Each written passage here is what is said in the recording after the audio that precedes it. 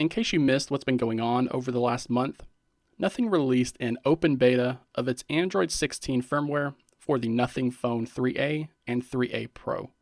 In it, there's an application called Lock Glimpse, and when it's enabled, the app is supposed to offer various wallpapers for your device. But the changelog also talks about the app being able to, quote, surface timely updates and useful content, end quote. And over the last couple of weeks, we've learned that Nothing is using this app to inject ads to the lock screen of its non-flagship devices.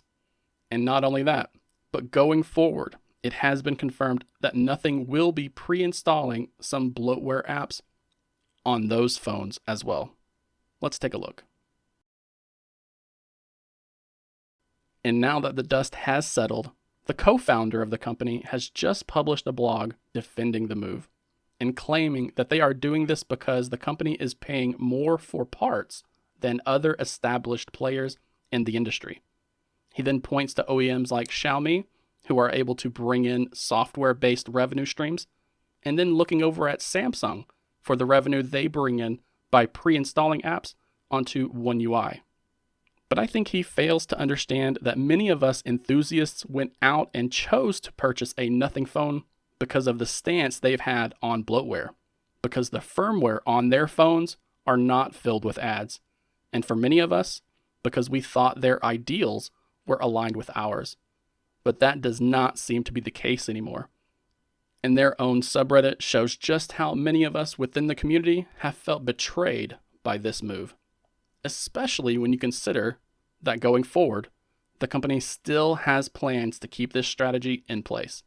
The co-founder of Nothing specifically says that going forward, non-flagship devices will not only have Lock Glimpse installed on it as a way for them to inject more bloatware, but they will also be pre-installing a selection of third-party partner apps and services.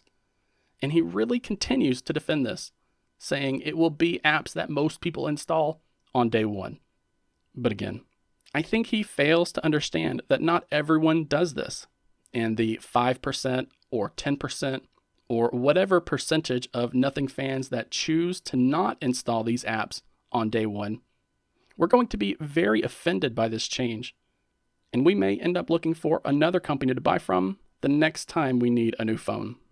And I'm certainly seeing OnePlus getting a lot of praise within the community lately. It would be pretty ironic if they ended up picking up some of those disgruntled customers over the next couple of years. So I want to hear what you think of this move down in the comment section below. Just please don't forget to give this video a like, click on that new hype button that YouTube has been advertising lately, and subscribe to the channel too if you haven't done so already.